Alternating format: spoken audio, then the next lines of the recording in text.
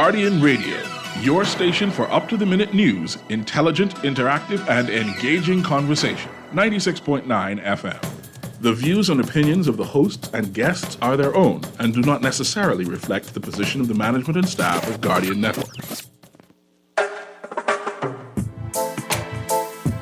La la la la. La la la la la la la la. La la la la. Oh yeah, oh yeah, oh yeah, oh yeah, oh yeah.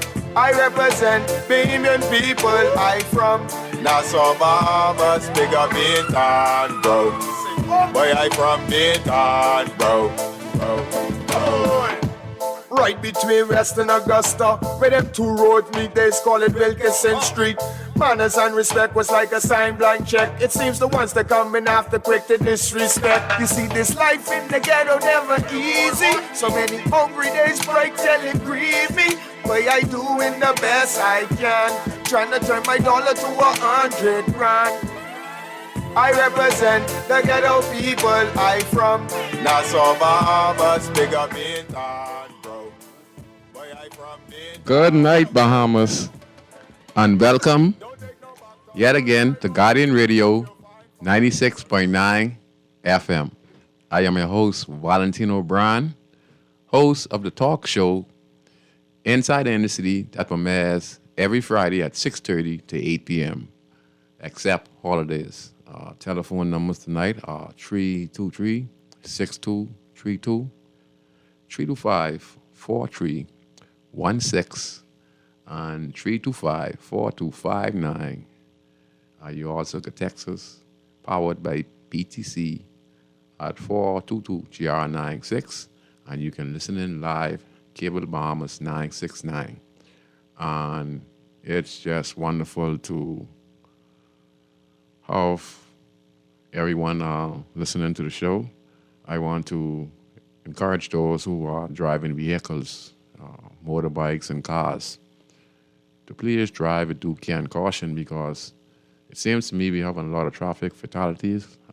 We've been having them for a very long time in the country, but recently we have an uptick in traffic fatalities, and it seems to be a lot of carelessness. People are not taking the road serious. They're on cellular phones. They're on motorbikes with 2-3 people on motorbikes without helmets. Bikes are not licensed, not insured. Brakes are not on the bike. This destabilize the bike. We just lose vehemence in traffic fatalities on motorbike. And it was a big stout lady, and three of them, man, it's carelessness, even though you want to do things for fun, still take precaution with your life. Your life is very precious, okay? You only have one life to live. The road that you're riding on in these streets of Nassau, Providence, they get paved. You understand? Talk keeps on going on them, You can't out-race the road, because things can happen, tires can blow. You're driving, you have a cellular phone, you go to answer the call, and then you just, you think it ain't gonna cause no problem. For that 1 second, you look down at your cellular phone, you run up in the back of somebody's car, or someone is crossing the road, and the minute you go to answer that phone, you take your eye off the road for a second, and you think you ain't seeing nobody, then someone's right in front of you, and then it's too late. So, I would like to say to the motorists in the country, take your life serious. Take other person's life seriously, okay? Don't be afraid to speak up. If you're driving in a car and someone is driving erratic, trying it right, trying to left speed, and have you holding brakes, don't be afraid to speak, because you could get where you're going no matter what. The Mercedes-Benz is going the same way as the Volkswagen. It's going to end up the same way the Volkswagen is going to end up, okay? So be your brother's keepers, save your own life, and like I say, drive it with care and due caution. And always remember that what you see happen to others, learn from those mistakes and try to apply those mistakes to your life. If you see they're driving without a helmet, they're driving with cellular phones, and it's causing a lot of accident, then use this in your head as a way to say, let me use this for example so that it won't happen to me, and this can save your life, So yes, to all motorists. And I'd like also give a shout out to all of the guests that have been having over the past years. It seems like when they come on inside the inner city, everyone is getting loose, and everyone has a particular background that is similar. I had Sweet Emily on a few months ago. She talked about the same type of growing up. I've had the singing Bishop who right now, he's on top of his game. I'm very excited and happy for the singing Bishop. He's all over Nassau and he's doing his thing, but, and he's helping so many people, but he's also entertaining a lot of people. And then he's not a biased man, and he is one that you can look at in the Bahamas who really means the country good, because he speaks the truth. He talks bad about himself, but he speaks truth. And he backs up, his community work, and he's very entertaining, and I love people like that, Also, persons like Carlos Reed, he was on last week, and he expressed, his contribution, his growing up, was very enlightening. I couldn't stop laughing, between him and Bishop Lawrence Roll. I think that was the most I ever laughed on the show. But it was very good, On today's show, I want to talk about government's commitment based on their 2-year elected to government. I want to talk about the Ministry of Environment, the comments they made a few months ago. I want to talk about recently Minister of, let me see what I was going to say. Yeah, a few ministers of the government on some of their objectives as what they would like to see done in this new term as Parliament starts again. And we want to have a discussion on that. But I want to say this to all ministers in the country, all of y'all who are vying for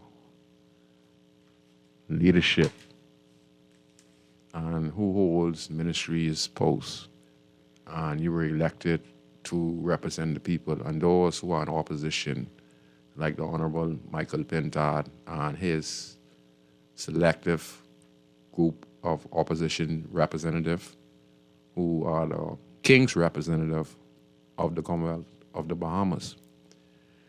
You guys have to really understand the importance of being elected as a member of Parliament of the government of the Commonwealth of the Bahamas. I know many of you go there because it's an institute. Many of you are part of the organization for benefits.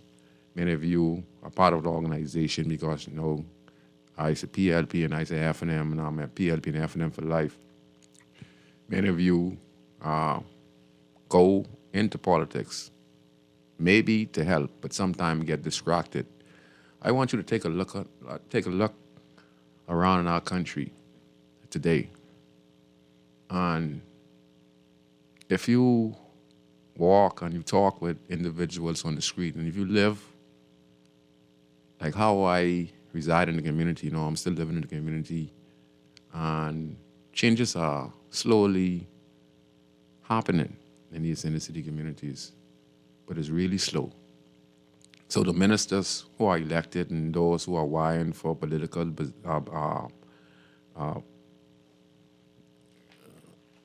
vying to be ratified as candidates, either the PLP or F&M in the upcoming general election or in this by-election that will be happening soon. I'd like to say to you, take into consideration that when y'all get these positions, you have a great responsibility to understand that it's very difficult out there for the average Bahamians who you all will be representing for 5 years. Very difficult.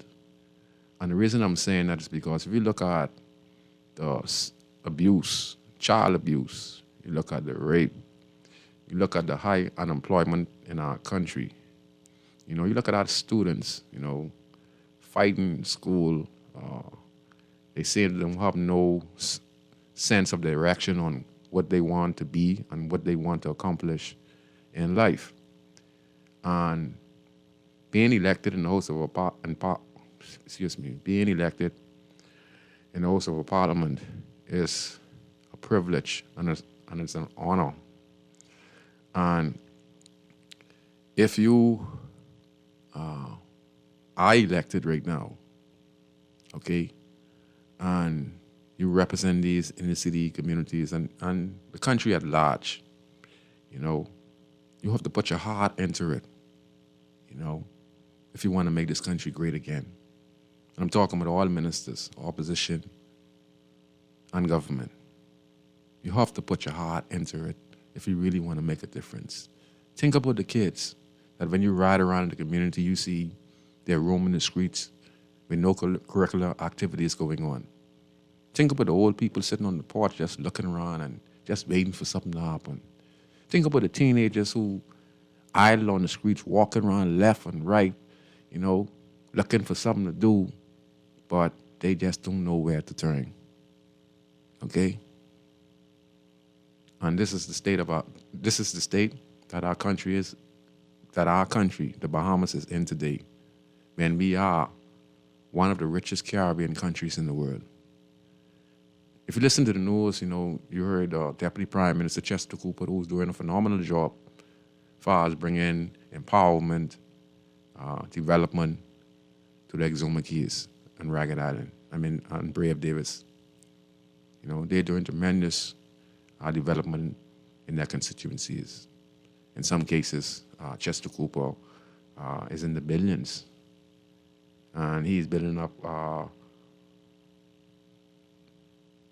hotels, resorts, airports, low-cost homes. He's encouraging people, you know, to start their small businesses and stuff, you know. Brave Davis is doing similar in Ragged Island because, you know, they're the two top man in the PLP, the Prime Minister and the Deputy Prime Minister. But none is still, it is progress. But if you listen, billions are being invested. Billions are being invested in the Bahamas financial sector, in Nassau, Providence, and around the different family islands. When you listen to the Prime Minister signing many different contracts with many different entities, cruise ship companies, and etc. And we're seeing this. But as far as, say, the average person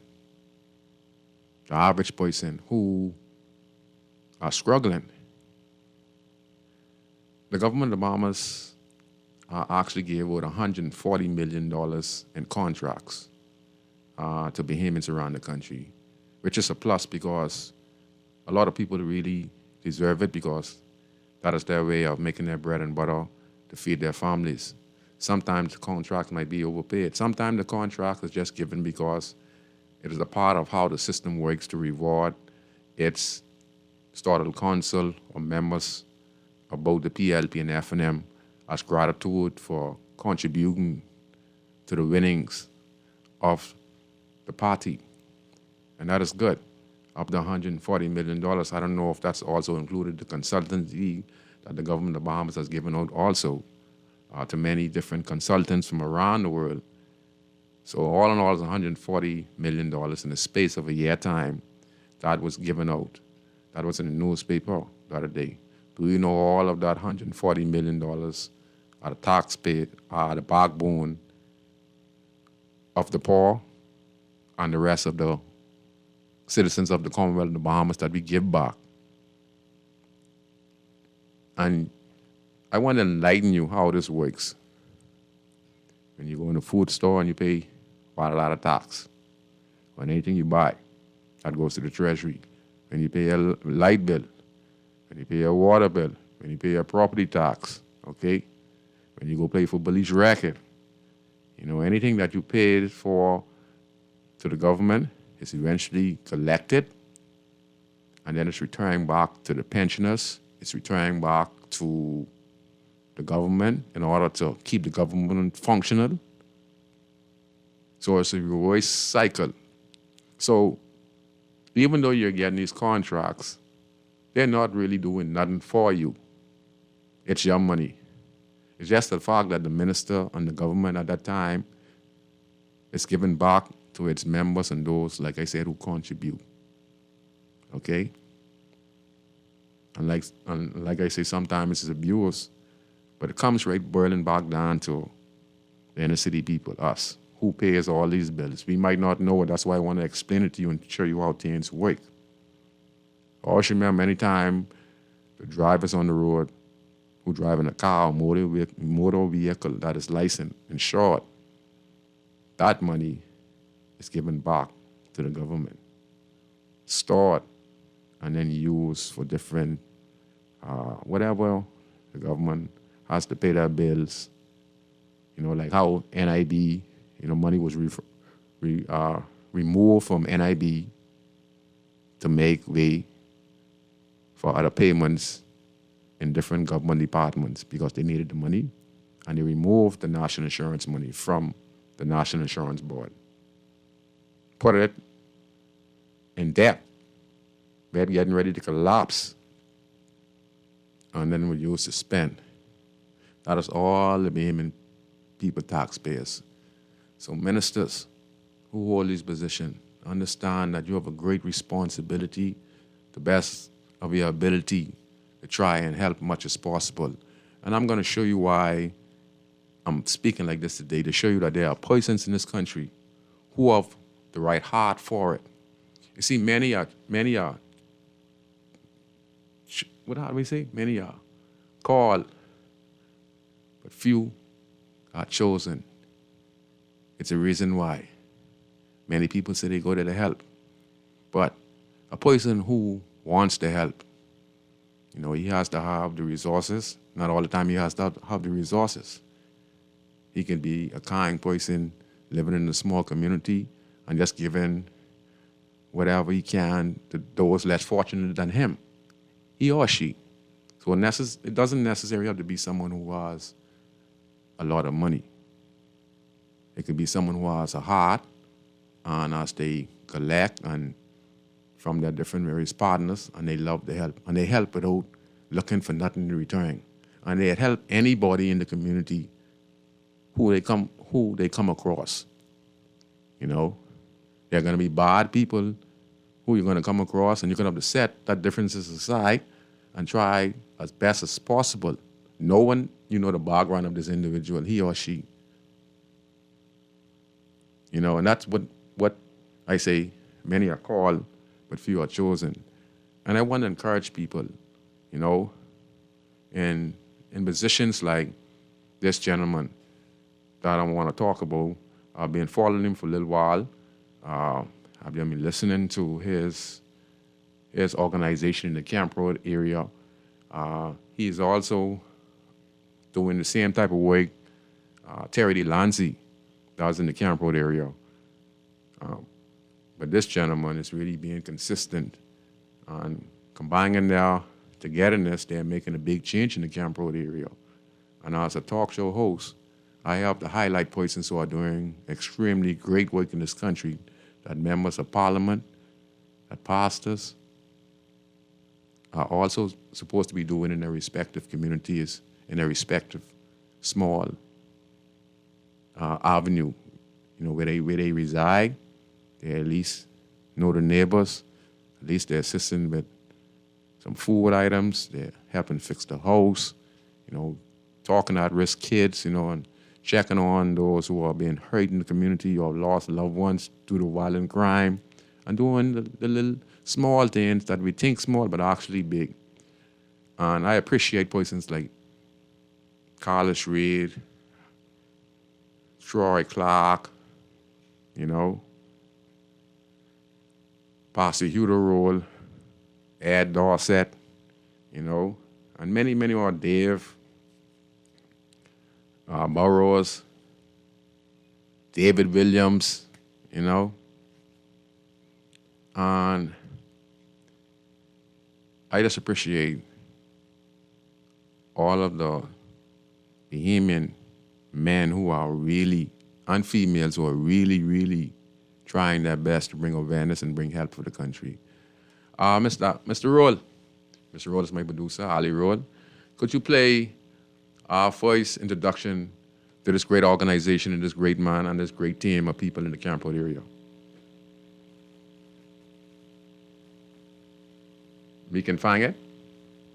Francis and Adrian and I, Dr. Fox, and I have been friends for, I don't even know anymore, a long time. And everything about Adrian that you have read really titles, right? And I think it's important for me to say, because I have known Adrian from well before he became this Mr. Adrian Fox or Dr. Fox. He's very hardworking, and he's very loyal, and he's a very, very good friend. And he has the biggest heart, and we get in arguments all the time about it. Because I'm like, dude, how many more times are you going to let people, I call it take advantage, because they know that no matter what it is, you could come to Adrian 17 million times, and he's going to say, okay, he'll listen, he'll give. It's just, he's a very genuine and sweet person. And I've always said to him, he will always have. And he will always have because God gives us to give to others. Francis and Adrian, Yeah, I want to just commend Adrian Fox and his team for extremely great job that they decided to adopt Camp Road. Along with Terry Lanzi, he's doing his own stuff. And they are making a change in that particular community. You know, they're fixing houses, they're cleaning up yards, they're removing dialect vehicles, they're giving me Christmas gifts, they're giving me Easter gifts. You know, it might not seem like it's not making a difference, but he has stapled himself in that community as a person who shows people that he cares. And he cares unconsiderable for the resident. He cares for the kids. He cares for the old person. He cares for the teenagers. He cares for all those who are losing their lives in the community. And what he has decided to do over the years, he has decided to give back. You know, if you look at his life story, you know, anyone can change. You know, that don't mean you didn't have a big heart. Everyone sometimes has to do what they have to do. And then they make changes in their lives. You know, we had rum runners in the country. We had drug dealers here in the country. We had ministers involved, defense force officers involved in illegal activities and make a living out of it. And then they, you know, see in their heart that what they was doing was wrong. And they see they could be a better person, also be a person who can help others less fortunate because they come from that.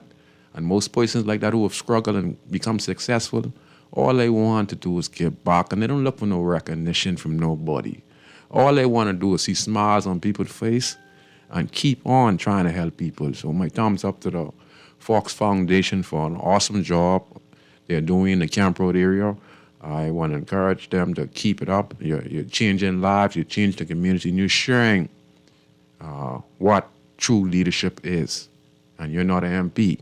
All you is a citizen of the country who has the capability and the heart and mind to say, you know what, I'm going to dedicate the remaining days of my life to make a change in this particular community. And anyone else who comes to me and I can help, who has a good heart and wants to make a difference in their lives, means they are going to have to change the mindset to do good when they get this assistance and go from there. And I just like to say to Mr. Fox, you know, me to you, brother, I see myself in you because I'm the same way too. You know, I don't have the finance as he has, but I have the connection with the different people I know from around the country to make some big things happen for my community. And later on in the show, I'll explain it, closing out the show. And I just want to say the utmost respect to the Fox Foundation. Okay. And that's why I say ministers can make a change in their community. You know, they're going to have to find it deep down in their hearts that they walk these streets. What has surprised me about both political parties is that they canvass these areas, right? And they go to these homes and they'd see the windows dropping off, they'd see the doors dropping off, they'd see the yard full of garbage. And they are going to ask the people, how can I help you? By now, you're supposed to know that basically every Bahamian basically has the same need. And that need is people need a home to stay. They need a community that has functions for their kids. They need to have a community that is peaceful. They didn't need a community where there are a lot of small businesses established. So instead of going to the Chinese or the Super Value, we have a barber shop here. We have a small convenience store here. We have a cosmetology shop right here that residents in the community have statuated through the community. You know, this one selling boxes, this one selling cigars, you know. This one selling tennis and T-shirts and, you know, a few small businesses. And then you have the park active all year round because you have a lot of kids that are very, very active. And they just want to burn off that energy and they have nowhere to go to burn off those energy. So, ministers, find it in your heart to say and come up with a creative solution for your community and push it to the best of your knowledge to impact as much people as possible because Adrian Fox is doing it in the Camp Road area. C.B. Moss was doing it for years down in Baintown and he has made a great impact. But he didn't have the financial means and now, you know, his health now is deteriorating where I don't think we're going to see C.B. Moss no more. In fact, I don't think he should come back on the scene no more. He has given a lot. His health is more important than anything. It's time for him to go off in the sunset and really focus on himself, you know, because dealing with these kind of issues, you know, it's a delicate issue, you know, because dealing with a lot of people who are hurting and want help hurts your heart tremendously. Trust me. I have heavy hearts. I have a heavy heart living in the community because there's so many people, you know, just need and there's no help, you know, and there's only so much you can do. You know, there's only so much you can do. But then the pain is still there. So I want to encourage the members of parliament, you know, the opposition. I want to encourage the pastors in these churches to step out the four walls now and understand that there are people out there who need you. You know, you got a lot of hurting people out there in the inner city community who really need you. You know, don't be afraid of them. You know, if they see you and you're the man of God, they will respect you and allow you to come in their houses to see the condition their houses in. You know, some of the kids them eating, you know, one bedroom, no running water, no electricity. You know, kids are growing up in this environment, you know. They seeing sexual intercourse at an early age and they themselves becoming sexually active at a very young age. And that's why we have so much abusive cases at the Ministry of Social Service, you know. Okay, let me see where I'm at now. Okay. I also want to talk about this matter. Before we get to the video, before we get to the fleck, I want to talk about this matter real clear concerning this important matter. Like I said, I'm talking about the ministries of government and the ministers who hold these positions. And this is not a knock on nobody or to try to embarrass nobody. No, it's just to give an update. So the minister, Ms. Pia Glover, she was commenting on the late payment of the 52-week program employees that work for government. I would like to say to Ms. Glover, I know that it's not Pia Glover's role. She is actually my schoolmate at C.R. Walker in like 1990, 91, yeah. She was I think she was in the 10th grade, 11th grade. We were very good friends, me and Ms. Glover Rowell. She was ever born for greatness.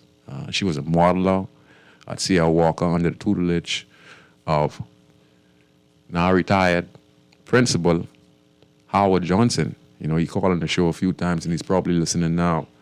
And he did a tremendously good job in many of the students. You know, we had Sabatino Fangs and stuff like that who were great athletes. We have Nate the Great from C.R. Walker. You know, we have many, even myself, you know, came from C.R. Walker. I'm the first graduating student from C.R. Walker in 1992. Yeah. So Miss Pia Glover Rose was a good friend of mine. You know, I haven't seen her in years, and I was so happy to see that, you know, she was a candidate for the Progressive Liberal Party. And then she was able to win a seat under the leadership of the Honorable Brave Davis. And things I'd like to speak on that is very concerning. You know, these employees who work on this 52-week scheduled program, they are behemoths. If I can remember, about 7 years ago, under the Progressive Liberal Party government, under Oh, Lord, I get the woman name right in my head. Anyway, we gave information to the government of the Bahamas to start a program where we monitor the streets of dialect vehicles and abandoned yards and houses. And they hired some grassroots employees on a 52-week program. And they were going to the community. Canmore, this is an area. They were in Baintown, they were in Grandstand. In fact, they were all over Nassau. Many of you would have seen them like about 3-4 years ago, and they were walking around and they would stop to where abandoned cars was on the side of the road, and they would write it down as an indicator for it to be removed. And they were doing these same steps everywhere they walked in the inner city community.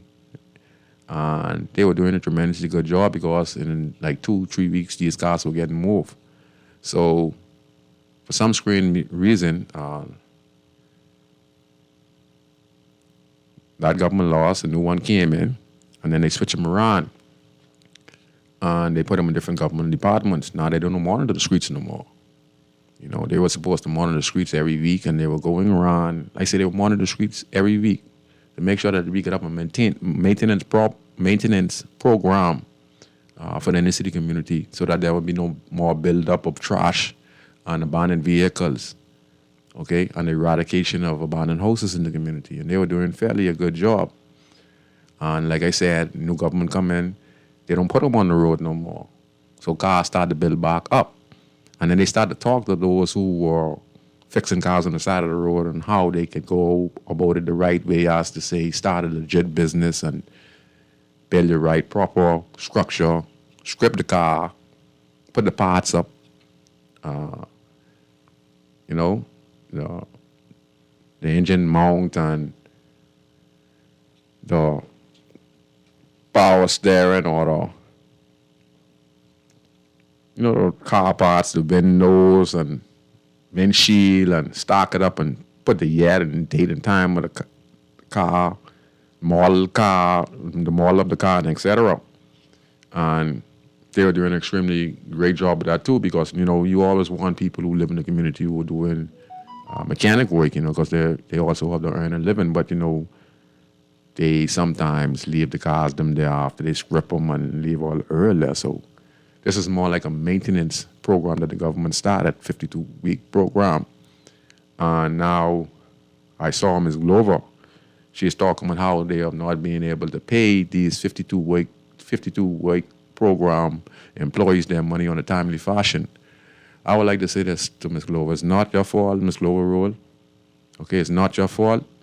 But I want you to make it a priority that you speak to your leaders of your party that these 52-week program employees, they're very valuable to the government. And some of them have not been paid for over a month and 2 weeks. Think about this, Ms. Pia Glover, under the government of the Bahamas. They're employed by the government, okay? They're working just like a police officer, a defense force officer. Could you imagine them paying rent and they have to tell their landlord that, you know, I ain't get paid yet. Could you give me a next week? Then the next week go. Then you go to the food store and then you purchase some items or you credit some items from the food store thinking you're going to get paid next week. Then you look next week income. So now your rent double. So now you're going back to your landlord and your landlord know you're working, right?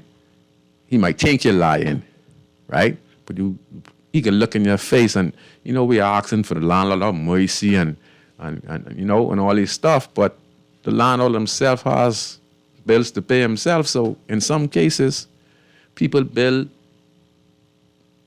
bills up because of the non-payment, okay?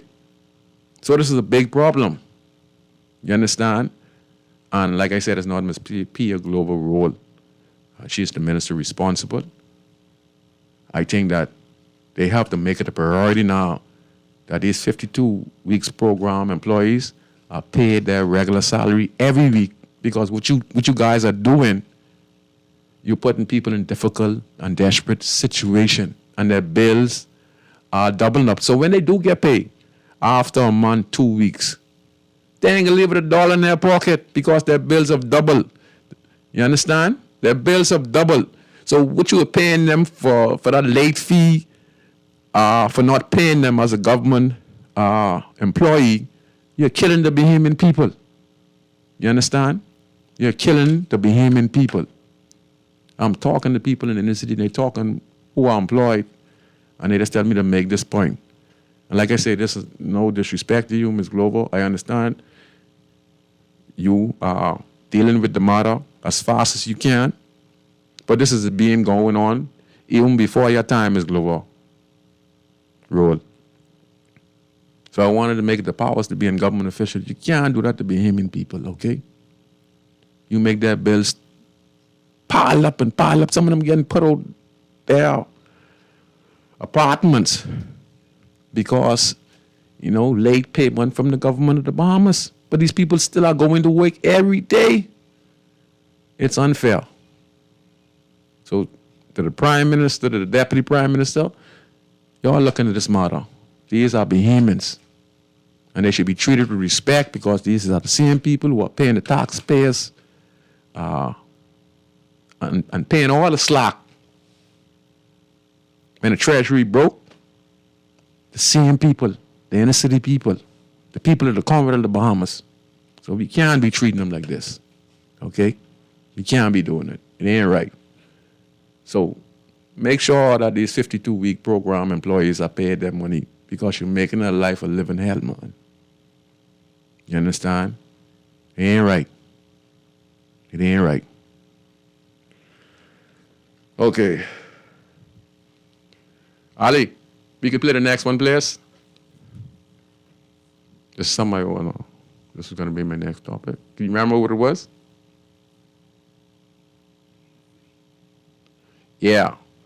Caller, hold on just 1 second. I just want to play this. And this is why I'm saying this. Go ahead, play the inner city one for me, please. Just give me a second, caller. I just want to play this flick, and then I'm its economy with businesses and high-end developments sprouting up across the archipelago. But while this growth has brought new opportunities, some residents in the inner city believe it has also widened the gap between the haves and the have-nots. And with gas prices, the cost of electricity, housing, and grocery all through the roof, the most vulnerable in the inner city are feeling the pinch. You're working too hard for a little bit of money. And it ain't like we ain't making it, because we see things ports getting rebuilt, rent high, if you want to come out the environment you grew up in, it's like a 3 times thinking twice, because then you don't know if you'll be able to sustain your rent. If we're making a big salary, like Mr. Parliament, they can afford that. Seeing kids and all that, and they depend on they can afford that. But what will the poor people in this ghetto? It's hard to cope, I ain't gonna lie. Plain people ain't have no jobs, and then all these prices going up, and then ISP looking at it. You know, one really we could call on to like help us, and then so.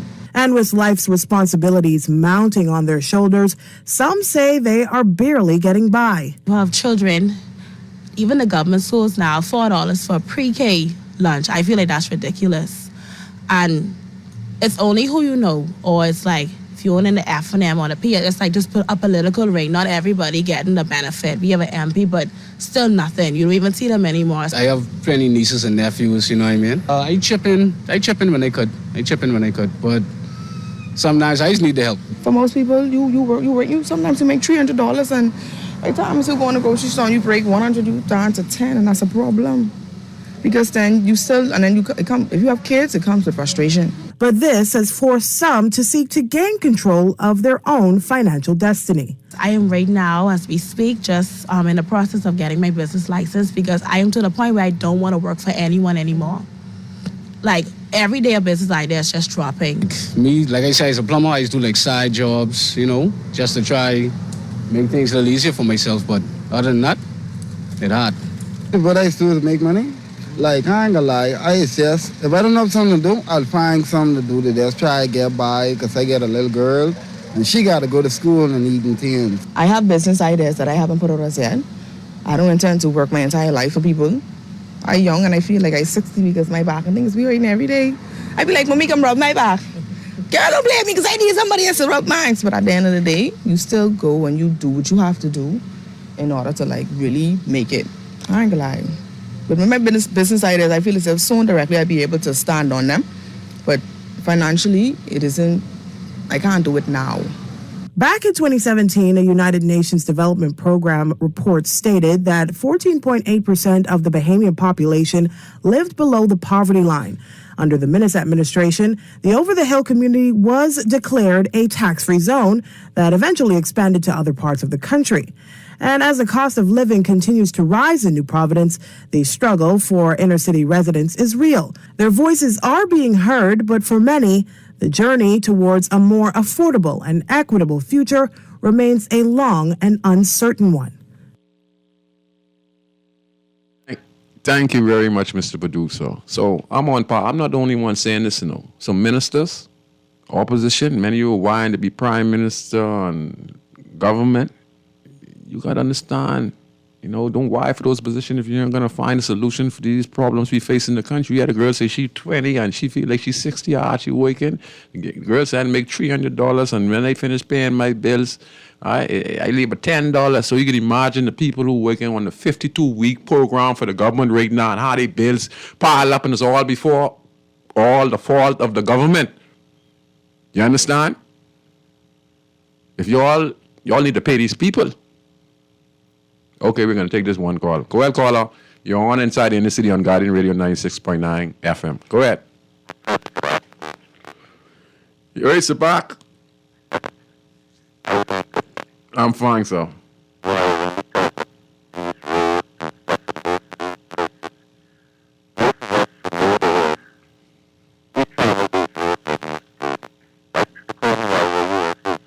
Mm-hmm.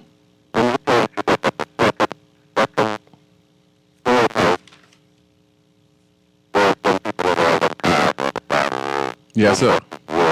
Yes, sir. Yes, sir.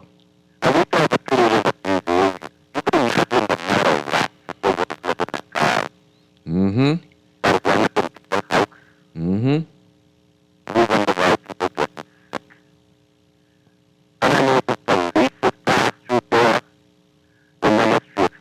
Mm-hmm.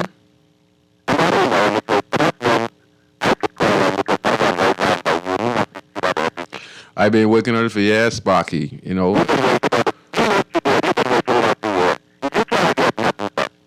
Mm-hmm. Mm-hmm. Mm-hmm. Mm-hmm. Mm-hmm.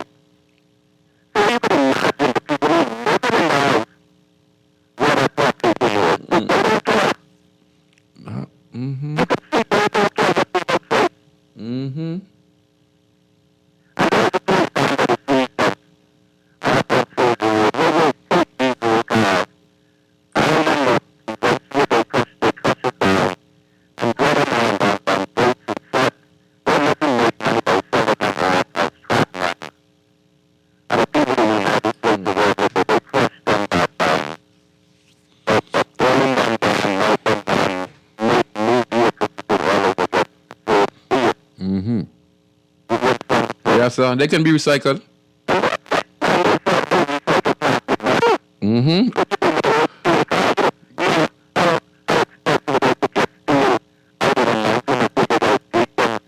Mm-hmm.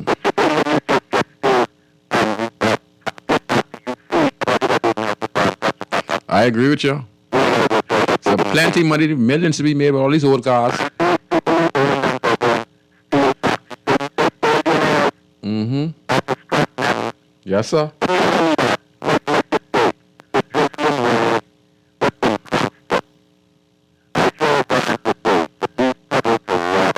Mm-hmm.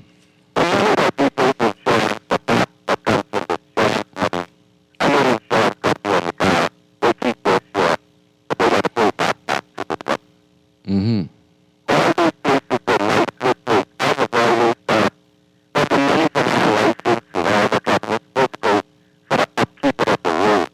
Mm-hmm. Mm-hmm.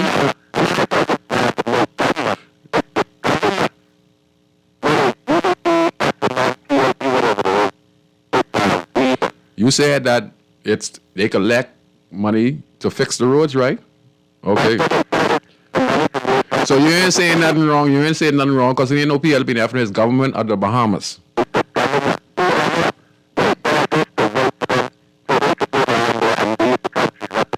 Mm-hmm.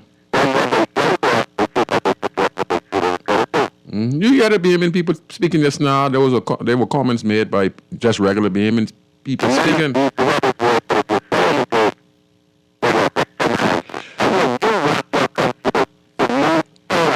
Mm.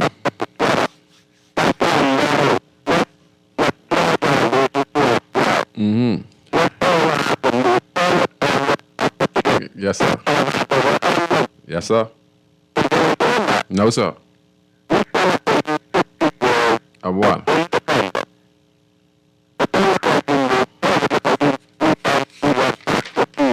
Yeah.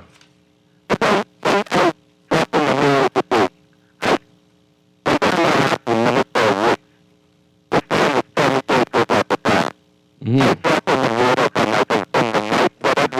Mm-hmm.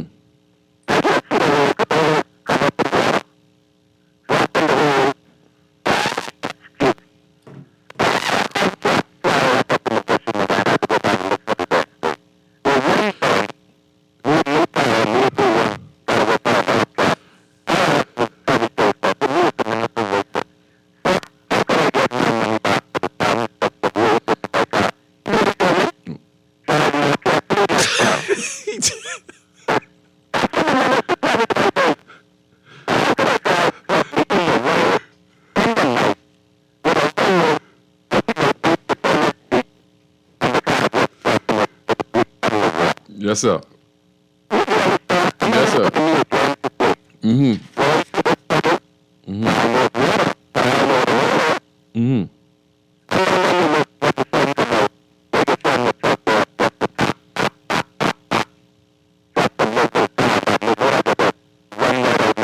Mm-hmm. Yes, sir.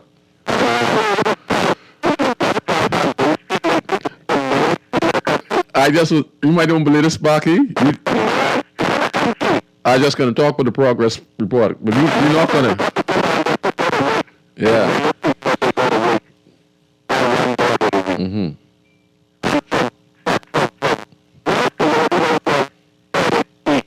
Mm-hmm.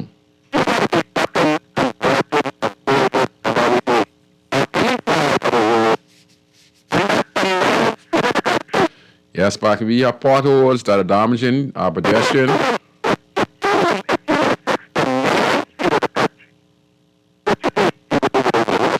Oh, no, boy.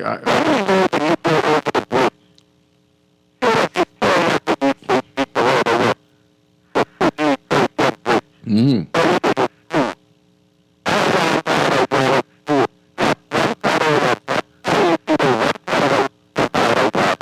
Well, what it tells you.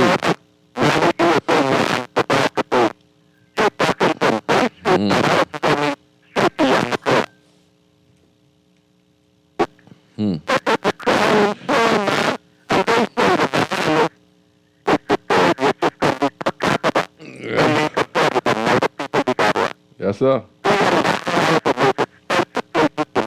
Mm-hmm.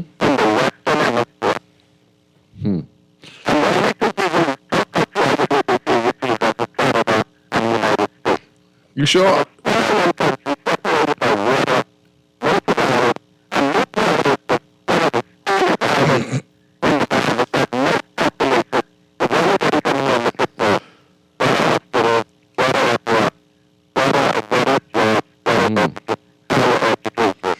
Okay.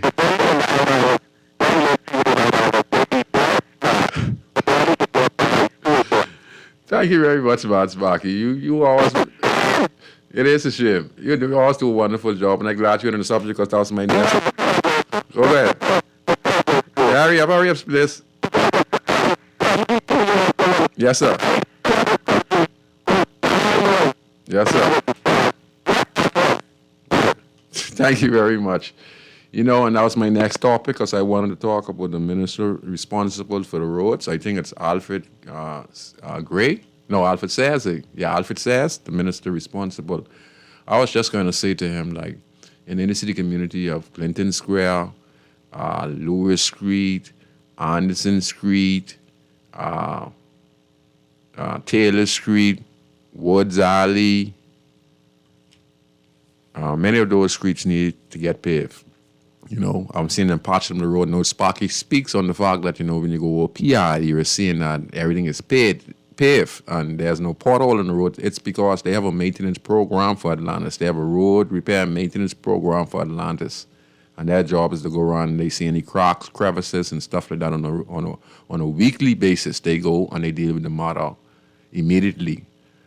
Our government of the Bahamas, for some particular reason, they don't make it as a maintenance plan for our streets. I see them do a survey 6-7 months ago. I see 1 or 2 roads get paved, you know, but in the inner city community where there are potholes, you know, these things are causing accidents, they're damaging the axles, and, you know, you're not getting no insurance back.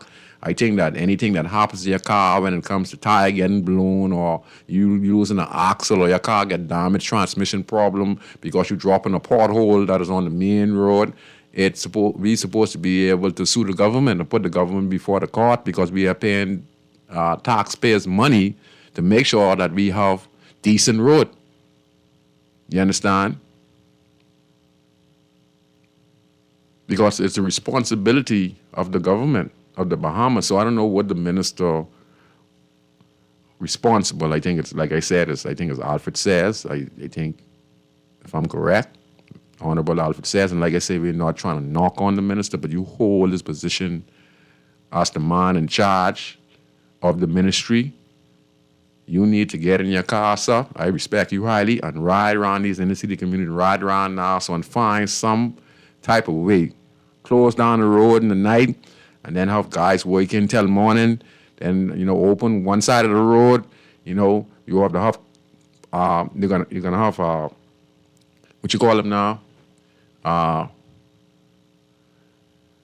You're gonna have to hire companies to do road repair. But we need these roads fixed in Nassau Province. You know, I would personally like for Clinton Square, which is in the back of Pewdie Bakery, needs to get repair. It's been like that for about 6-7 years. Lewis Street needs, like I said, Lewis Street needs to get paved. Anderson Street, Taylor Street, Labor Street, Honeycomb Street. Then if you go in Mason Addition, Mason Lane needs to get paved. You know, and going Baintown around Woodcock needs to get paved. You know, in fact, I saw around a few schools, they have some abandoned yards that are filthy around primary schools. One I see is right down here. I can't remember what that school name is. Oh, man, right here on the side of Bamboo Shack. But when you come the back way, you know, there's a yard. You know, the yard is protected. The schoolyard is protected with a fence and everything else. But across from the school, you know, this is a yard with high grass. No, we can't have that around schools, okay? We can't have that. I don't know who is surveying these schools, you know. You can't have high grass across from the school because there's a lot of sick people, you know. It's reported that there's 140-something mental ill persons in prison, and it's much more than that. Then you have a lot of mental health persons on the streets who prey on children, and when you have spots like that, you know, that harbor these kind of curricular activities. You know, you can't have nowhere where there's a primary school or school across from the school, adjacent to the school, where there's high grass. No, that's supposed to be maintained. You know, and I want people to start maintaining. And Sparky, you're talking about maintenance. If you look at the sports center, the government just spent a few millions to get that renovated. And that was a new stadium a few years ago. You know what they did? They paid no attention to maintenance. Now they let it run down. We can even know how the world really is no more, which was so great a few years ago. We had some of the greatest athletes that came down to the Bahamas and when the stadium first opened. Now we get cracks and paint and all kind of rust. There's no maintenance program. You know, it's like the government lets things deteriorate, then they go and they put this hefty budget where they could get money and put this money towards fixing something. But if you maintain it on a yearly basis, you won't have this problem. And it's a loss of money or the tax or the treasury, which is the taxpayers' money. You know, and that's the legal way of stealing. And that's what they'd be doing all along. Because anytime you build a stadium or you build a hospital or you build roads, you always supposed to have a maintenance program in place that looks for any default or any decay in the building to make sure that you do it in a timely fashion so it wouldn't cost you millions later on and that the structure would live out its warranty in the country. And we're not doing that in the country. Okay? And these roads need to get paved. I mean, if you give it to me and you ask me what's the grading on the minister, you know, of in charge of the road, I'd say it's a fat D. You know, because more can be done. More can be done. These ministers need to be in their cars, and they need to be on the road, and they need to be pointing, and they need to be saying, we need this fixed. We need to get the budget, and we need to fix these things. Yeah, man, these roads are terrible in Nassau. You know, if this government is getting all this billions invested, invest in the roads, okay? Invest in the roads, because our roads are terrible all through Nassau, New Providence. You understand? Unfit for cars to be driving. They're causing a lot of tire damage, like I say, axle and ball bearings and all kind of stuff, you know? So the inner city communities, if you go down in Camp Road to the side corners, if you go down in Angleston, some of the side corners and some of the main roads, you know, if you go in Baintown, you know, we need to deal with these roads. Okay, last but not least, I want to talk about, we could be the last fleck, please.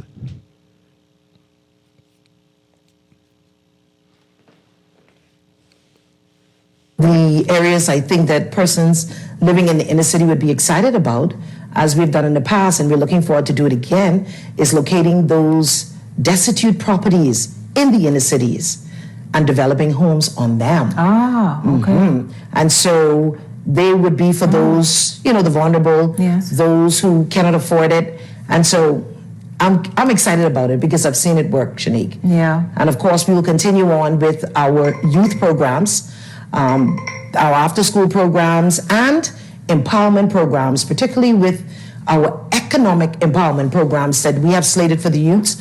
One of them being the development of coal and the formulation and the production of coal. Oh, this is amazing. So this is a part of, wait a minute, we're getting just a little insight. This is a part of that empowerment, enriching people's lives, that they can go on and begin sort of making their monies themselves, but also being a part of new industries. Yes, that's so what this we're is doing. so you're bringing that skill to the average person in the inner city. Yes.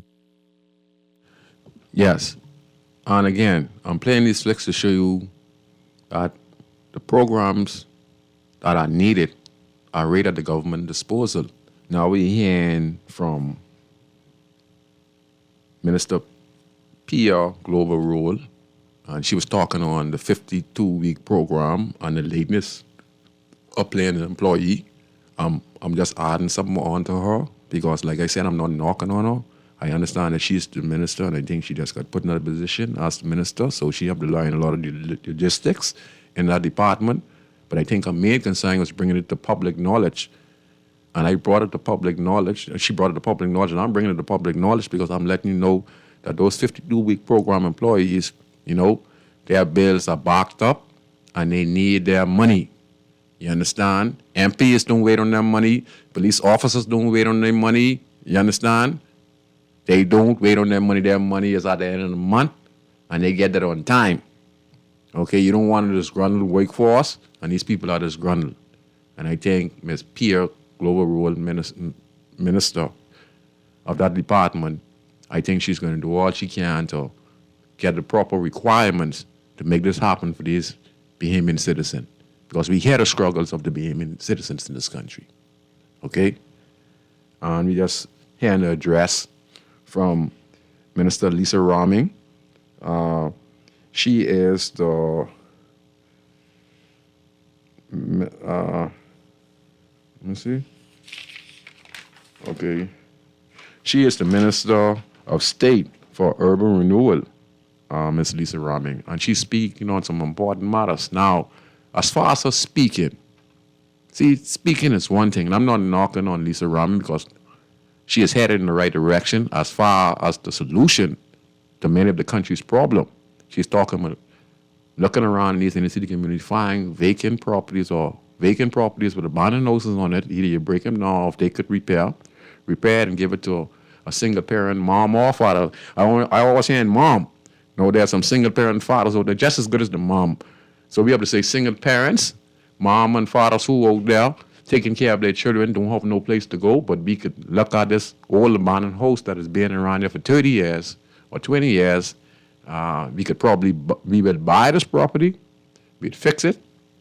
I don't know how they're going to pick the individual, but a lot of people live in this community. So I guess some type of line up would be necessary. If the person fits the portfolio as to say, no, you live in this community, we're going to get this for you, you're paying rent, and, we feel that, the place is too small. We see one place down the road as part of the government initiative. And this is their initiative, right? This is their initiative. We purchase this, give us 6 months, and we build a low-cost home here for a single-parent mom or family-oriented man or woman, and this would be their residence. And if you look through the inner-city communities, if you look in Camp Road, there are a lot of abandoned houses through Camp Road that could be refurnished. Some needs to be broke down, but a lot can be refurnished in Camp Road. There are a lot of abandoned houses in Camp Road, down Market Street. There are a lot of abandoned houses. These things can be done in the inner city community. In Mason, there are a few houses. When you turn through the corners, you'd see some abandoned houses that are serving no purpose. And we as a community, oriented along with government, along with private sector, some of the stuff that Adrian Fox is doing in this community, and what I'm doing in the community that I reside in, you can do these things. This is a priority from government. So I think the Honorable Lisa Raming is on the right track. I think that now what needs to happen is talk is cheap. She needs to be on the ground, and we got to see the first house that she is going to purchase. And then we're going to see the first family that is picked based on merit, not PLP, not F&M, just a person living in the city community who probably has no place to stay, or they've been playing in a place that is not have the proper requirements, no bathroom, no electricity, and then in a few months, put them in a place to stay, and then get them the keys, and you're standing there. See, this is where I'm going to grade the ministers now. By their words. Sparky said about the problem through my community with the abandoned cars and stuff. I just like to say this to him. This is no response to him. I'm just trying to give him an update. The guy who has the car through the corner is a good friend of mine. People are a little difficult. What I mean difficult, you're trying to do some things in the area to benefit and beautify and clean up the community. Other people don't see it that way. And then you can't be mad at people for not seeing that way. I have my point of view. I might be saying, we could beautify the area and clean the area. He could be saying, What that is to do with me, I got to make my money. But he still is my friend. I'm not saying that's how it is. So I understand these things because when you live in these communities, you have to know how to approach people. Because if you try to approach people in the wrong way, they get offended. And sometimes I could be wrong or they could be wrong. But I know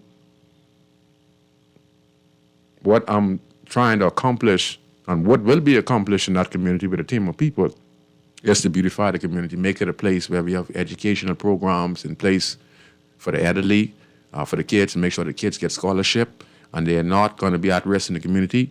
The opportunity is going to be provided for them in that community. And so if they fall along the cracks, that's on them. You understand? Because we're going to have the proper educational centers and the proper team of professionals come into the community, and we're going to keep on expanding solutions to better the community. And one thing we understand, it comes down to empowerment, it comes down to cleanliness of the community, it comes to having structure in that community. So yes, if you notice, Spark, you'd see a fence is being put up. My private sponsors have been assisting me for about 3 years. I've been cleaning up that community going on about 10, 15 years. I've been cleaning up spots over and over and over because we have residents and people in the community who would give a guy who on drugs, $5 or $10 to take the garbage out their yard. The yard is just cleaned down, and they go wait till 12, 1 o'clock. When no one is running, they'll go and dump the garbage back there. You understand? I've been having this problem for years. So Hay Street and Lewis Street and Taylor Street supposed to be clean, spick and span. Now we have taken tons of trash from other communities. So the area look 10 times, I say, Hay Street, Lewis Street, Taylor Street, look 10 times better than it was 15 years ago. Because there were thousands of cars, there were a lot of abandoned houses, there were rats running all around the streets, there were a lot of yards, ungrown yards. Now if you look now, we have drastically broken that down, and there are a few more logistics we're working out as to say the way forward. I'm talking to my good friend, and helping them. And one of the suggestions we made was to put up a fence, and then he's going to strip his cars, and then he's going to put the right infrastructure with a roof, and then he's going to take all the alternator, the engine, and then he's going to take them out and put them up there on the stand. He's going to put the year and model, all the red light, the lights and everything, and put the year and model, and then he's going to sell them. Then he just strip the car, and the car would be taken out by a wrecker. And there'll be no more abandoned cars in the inner city community. As we're speaking now, Sparky, if you look at the corner now, you would see that government and myself, my private sponsors, we've been moving a few cars. Government just been through there about 2 weeks ago, move about six or 8 cars from that particular spot, and it's getting cleaned now. So we're working, it's a work in progress, because like I say, it's difficult in this country dealing with people. You might want better for the community and doing the right thing, but some of the people in the community, they are stuck in their ways. And there's no one in particular I'm talking about. These are random people who live in the community who don't just want change. They just hate you because you are doing you and you're doing things that they don't understand and comprehend. That it's not you who's doing those stuff. It's not you who give you the insight. It isn't you who give you the connection. It was the Father God who gave you the insight because he gave you the tools, and most people can't stand that. They hate that. So there's a lot of stuff going on in the community, that you have to keep your cool and know how this person is and how to work around them. Still work with them, but work around them and know that's someone you can have a conversation with. That's someone you can trust. But at the same time, you got to say, I got to be able to work with them from afar. Like if any food items come in or any way you could help them, you help them as much as possible. As far as saying, sitting down having a conversation, you can forget about it. But anyway else, I find ways to help. And you have 2, 3. But other than that, the community is a great, great, great community. And we're getting better and we're getting stronger. We talk, and again, I want to talk about the minister, my good friend, Juan Miller. He's made reference the same as Lisa Raming, that his ministry was also looking to remove dialect vehicles and go in the inner city community and buy these abandoned properties. And in some cases, turn them into community centers so we could have the proper educational programs in place to teach kids trade and all this stuff. Now, I heard the minister said this. I heard the minister Lisa Roming said these things, okay?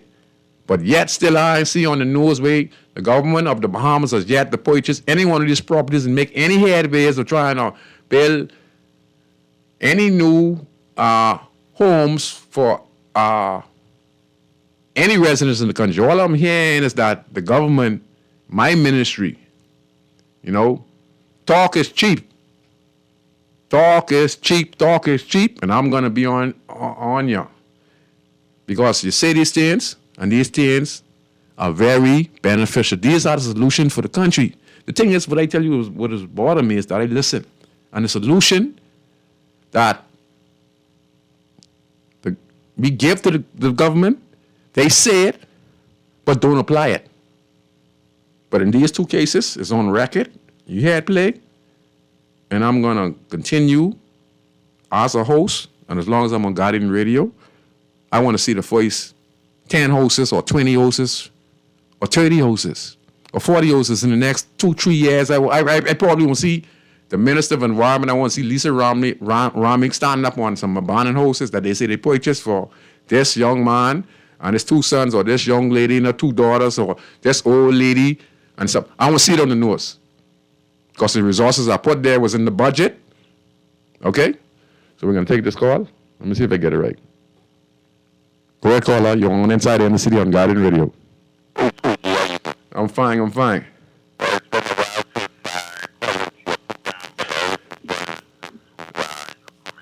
Thank you very much, sir. Appreciate it.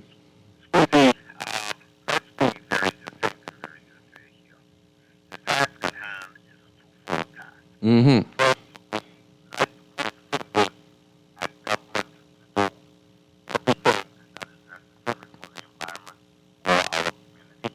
Yes, sir.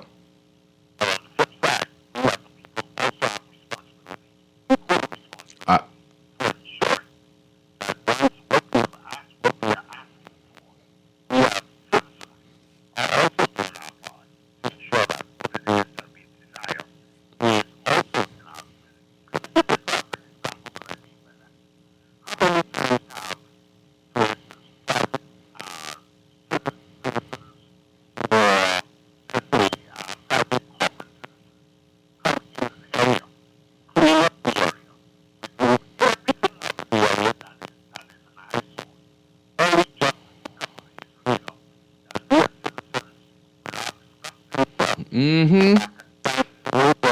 Mm-hmm. Mm-hmm. Mm-hmm. Mm-hmm. Mm-hmm. Mm-hmm. Mm-hmm. Mm-hmm.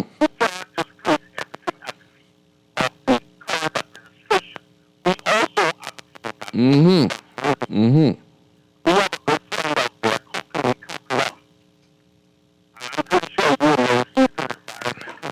We work together.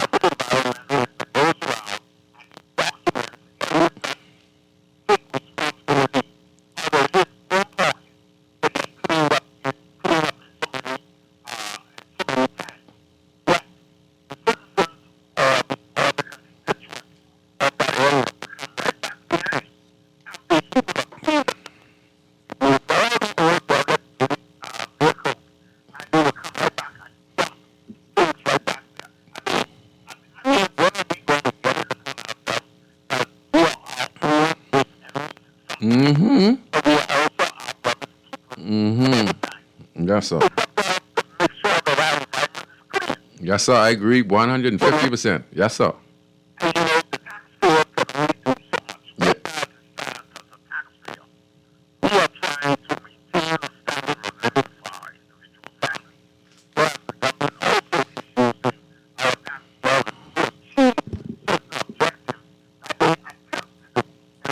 Yeah.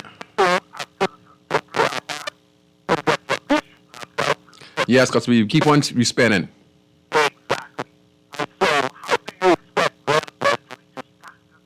Mm-hmm. Mm-hmm. Now, yes, sir. Yes, sir. Yes, sir. Yes, sir. Yeah, that's the whole conversation all about the show. The tie that in what you're saying right there. Mm-hmm. Yes, sir.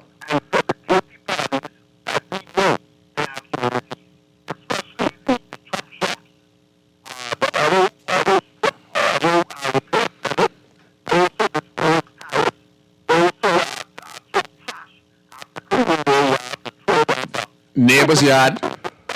Mm-hmm. Yes. Yes, sir. Oh, yes. Yes. Yes. No, sir. No, sir.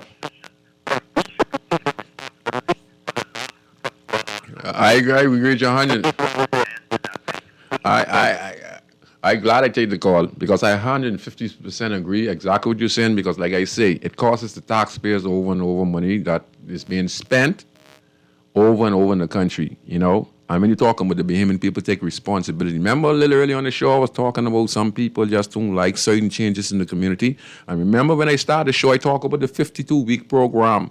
I sit down in the office of the Prime Minister under the Progressive Liberal Party administration. Miss Roll.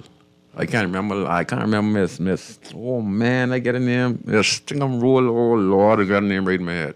But she's a good friend of mine. Now she is in charge of the Life of Key School. She was the chairperson of the Urban Design Lab. And when we brought up the subjects about how we're going to clean up the country and how we're going to help the guys who fixing the mechanics who fixing cars and abandoned houses in the community, we came up with a strategy. The strategy was to have monitors to walk the streets in Nassau New Providence every week and to make sure that when the spot is cleaned up, like the caller was saying previously just now, that when the government and the community cleans up a spot, that if a car or someone was dumping garbage, that the monitors would walk around and get information from residents to say, well, we just cleaned the spot up. Numbers would be left. They would leave numbers to individual residents in the community just in case.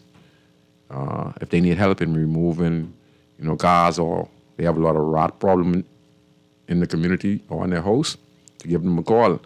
And the monitor's job were to make sure that they would go and get the information, knowing that we just cleaned this property down, how all this garbage gets here. And then when you find out the information, you hear that the neighbor down the road there paid the guy to come throw the trash down there. So their job now is to get this information, take to the police station, or take it to the proper authority, which is the police, who's community-minded police, community policing, to go look for these persons who dumped this garbage, find the person who carried the garbage, find the person who paid the person to carry the garbage, and held them responsible for that particular garbage or dialect vehicle that is being stripped in the community and left there by the mechanic or some resident who live in the community who strips the car, doesn't care about the community. He only want to fix his car. When his car is fixed, he leave the car shell there, and he's going to leave the car shell there, and he's going to drive off and leave that there, and then rot and mosquitoes, and then when you're lucky, dengue fever's out.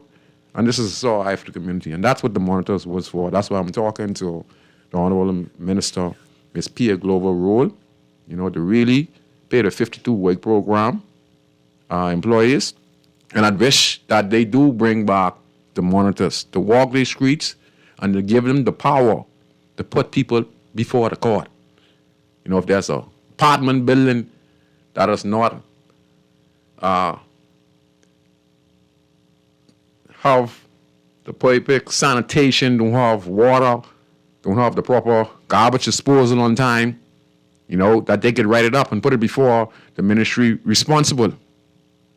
You understand? And that's what we need. We need a maintenance program, and that's what the 52-week program was designed for. I don't know why the government stopped it, but it was very successful to put people before the court. We're going to take this last call. Go ahead, caller. What's up?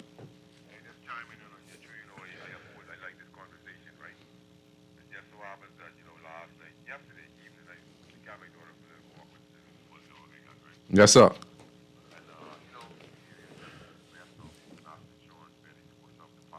Yes. Right. That's the one your boy did Flowers, right? Flowers built that.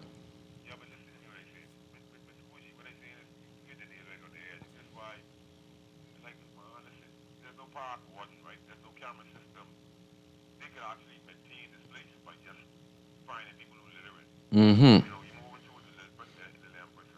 Mm-hmm.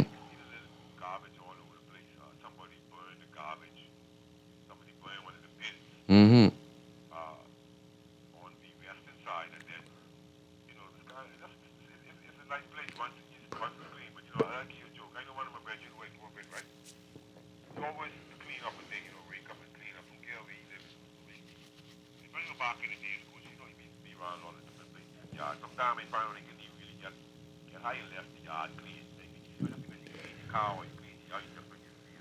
How you gonna go smoking?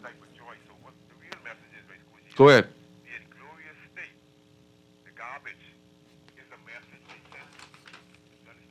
Hmm.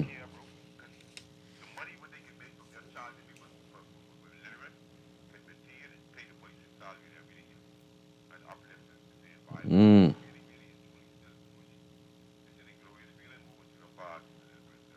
Yeah.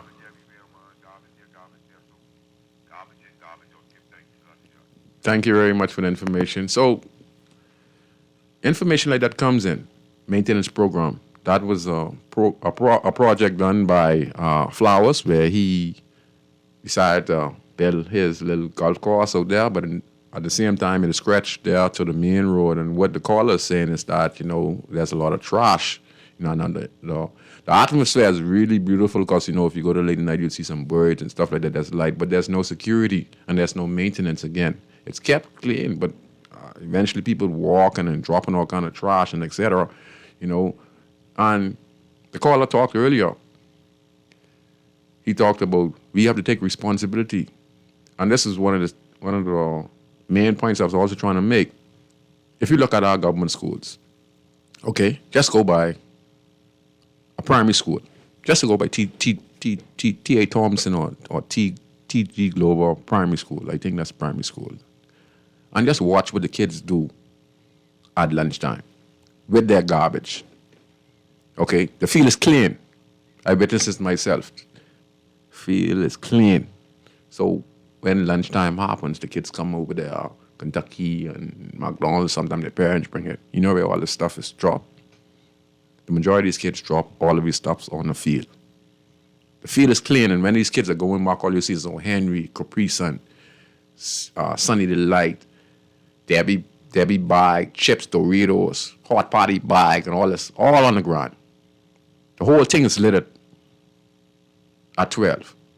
Does anyone take notice of this? These are kids. So what you think they're going to do when they're walking in the streets? Drinking a can of soda. The minute they finish drinking it, who trading there? In the car? True. You know how nasty so much beaming people are? They're in a car and they open the door and they spitting, people walking on the road, and they screw around and they spitting, they ain't watching nobody. Just screw around, spit. We're disgusting. You understand? We need to learn some type of cleanliness. Go look at it. I'm telling you, go to the schools, go look. Watch lunchtime. Go park your car around the school and just watch the field when the kids come out. We need to have these programs in school. We're teaching them about not littering. Cleanliness is next to godliness. We ain't even teach it in the school. That's wasted money. We have to teach kids, someone needs to have a program and teach the kids not to litter. We need to tell drivers not to choke cans and bottles. Big grown man and woman throwing Kentucky, listen to this. They throwing Kentucky box out the window where they just take it and throw it on the side of the road. They just, man, or Guinness ball, they just riding the truck. Man, listen, that's pure nastiness, man. You can't wait till you stop somewhere and just throw it on the side of the road, throw it in the garbage. And I also like to say this to the Ministry of Environment, or the guy who's in charge of the garbage truck collection in the country.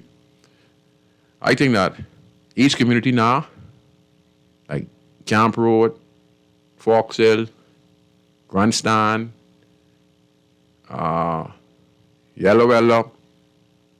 I think we need a fleet of dump trucks to be on a timely fashion, because this 3 weeks, 4 weeks thing ain't working. Some people clean up on a timely fashion, but the garbage piles up because the garbage truck does not come through like twice or 3 times a week.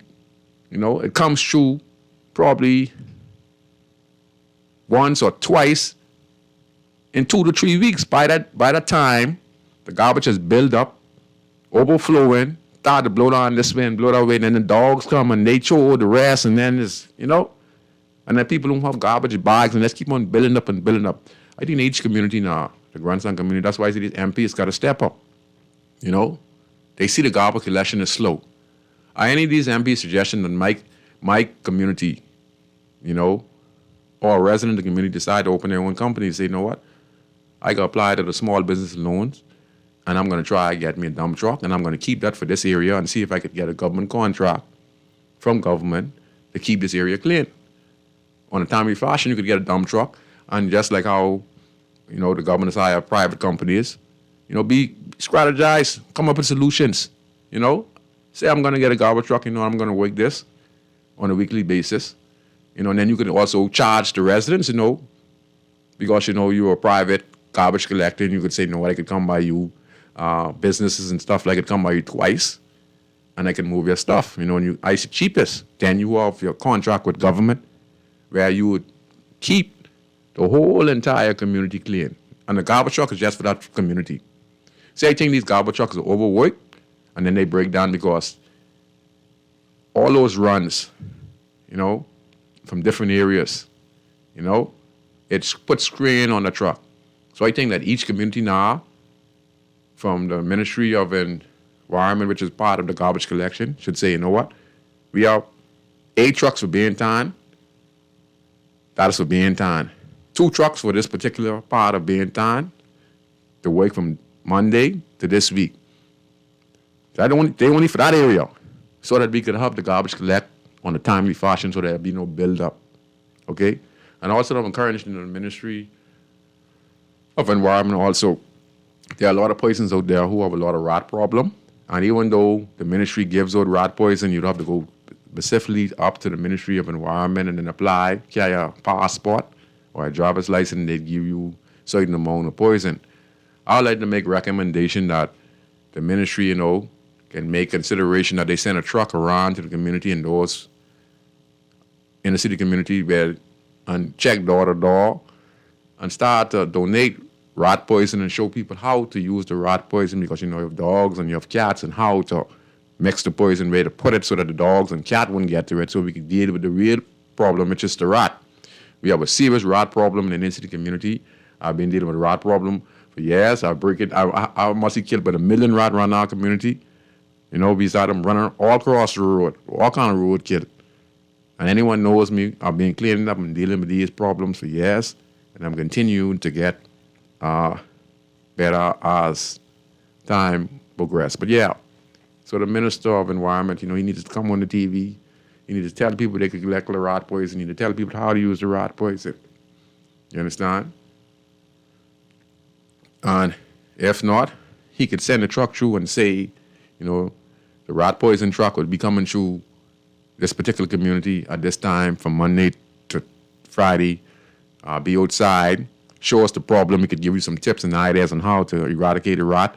Even when the rat is dead, how to dispose of the rat, because we need to know all this stuff, We need to know the kind of diseases that the rat causes and stuff like that, and why we need to eradicate the rats. So yeah, that's my show for the day. And like I said, to the female members of the governing parties, people say, woman, equality for woman. Woman has reached the highest pinnacle in this country. We have we have Cynthia, Governor General Cynthia Mother Pratt, now our new Governor General, the highest pinnacle our females has reached. She was also the Deputy Prime Minister. We have Minister Peeville, Global Role. We have Lisa Raming. All of them are doing great and wonderful things in the country. So woman right now is at the pinnacle just as men in this country. All we have to do is keep it up, take away prejudice, and anyone who excels in the country and keep on excelling, that position should be available to you, whether man or woman, whether rich or poor, if you work your way up, as long as you deserve it. And Mother Pratt, she deserves it. I want to congratulate her as well as the new Governor General of the Commonwealth of the Bahamas. And this is just the goal is to show you that woman has equal rights in this country, just as man. And they're excelling even greater than some man in the country. Okay? So I hope you enjoyed the show today. And I'll see you next week on Inside the Innocent again. Shout out to Adrian Fox, the Fox Foundation in Camp Road, for doing an extremely awesome job. And I'd like to interview his team of people. So if anyone is listening, and there's a contact with Adrian Fox and his team to come in the show to talk about the great work they're doing in the Camp Road area, it's my job as a host and a person who's doing the same venture as Adrian Fox and his team to bring him on Garden Radio, talk about the good works they're doing in the inner city community of Camp Road. And I want to say to each and every one of you, have a wonderful night, drive safe. And again, pedestrians, there are a lot of people losing their life in this country because they're driving recklessly, they're not taking life serious. There are red lights, there's caution, okay? And there's green, okay? Wear your helmet, driving in the regulation and the laws of the Commonwealth of the Bahamas. Make sure that you have your driver's license. Make sure that you have insurance, okay? And make sure that when you let your vehicle out, that you tell them to drive with due care and caution, because the life they save might be their very own, okay? So I'll see you next week on Garden Radio 96.9 FM. I'm your host, Valentino Brand. See you next week on Inside the Inner City. La la la la la la. La la la la. Oh yeah, oh yeah, oh yeah, oh yeah, oh yeah. I represent Bahamian people. I from Nassau, Bahamas, big up Bintan, bro. Boy, I from Bintan, bro. Right between West and Augusta, where them two roads meet, they call it Wilkinson Street. Manners and respect was like a sign blank check. It seems the ones that coming after quick to disrespect. You see this